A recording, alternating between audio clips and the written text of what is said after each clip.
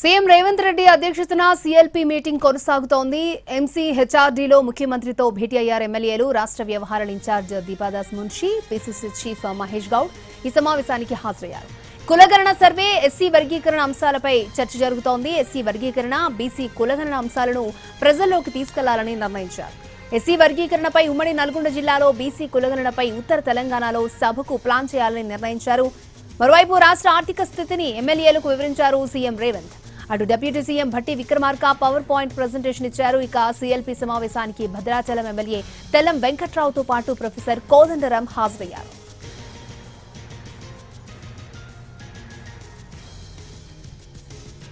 Right, CM Revanth Reddy అధ్యక్షతన CLP meeting కొనసాగుతోంది. Right, ఇదే అంశానికి సంబంధించి మరిన్ని అప్డేట్స్ మా ప్రతినిధి చారి మనకు అందిస్తారు. చారి,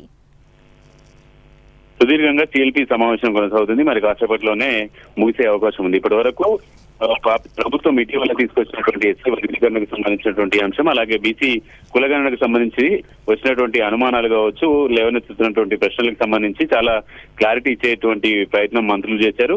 బయట జరుగుతున్నటువంటి ప్రచారానికి ప్రభుత్వం చేసినటువంటి సర్వేకి సంబంధించినటువంటి వివరాలన్నింటినీ కూడా ఎమ్మెల్యేలకు అందించారు. అలాగే ఎస్సీ వర్గీకరణకు సంబంధించి త్వరలోనే అధికారికంగా అమల్లోకి వస్తున్నటువంటి నేపథ్యంలో వీటిని గ్రామ స్థాయిలో పూర్తి స్థాయిలో సదస్సులు, సమావేశాలను ఏర్పాటు చేయడం, ఆ తర్వాత రాష్ట్ర స్థాయిలో బహిరంగ సభలు ఏర్పాటు చేయాలనేటువంటి ఆలోచనకి సీఎల్పీ వచ్చింది. దానికి సంబంధించి తేదీలని, ప్లేస్ ని త్వరలోనే ఖరారు చేసేటువంటి అవకాశం ఉంది. ఇక కోదండరాం ని ఈ సమావేశానికి సీఎం ఫోన్ చేసి ఆహ్వానించారు. పార్టీ ఫిరాయించినటువంటి ఎమ్మెల్యేల్లో కేవలం భద్రాచలం ఎమ్మెల్యే మాత్రమే ఈ సమావేశానికి హాజరయ్యారు. ఓవరాల్ గా పార్టీ ఎమ్మెల్యేలకు రాష్ట్ర ఆర్థిక పరిస్థితి, అలాగే వస్తున్నటువంటి ఆదాయ వనరులు, వీటన్నిటికి సంబంధించినటువంటి power point presentation deputy CM Bhatti Vikramarka ఇచ్చారు. ప్రస్తుతం ఈ రెండు అంశాల మీదనే సీఎల్పీ సమావేశం ఎక్కువ ఫోకస్ చేసినట్టు కనబడుతోంది. ఓకే చారి.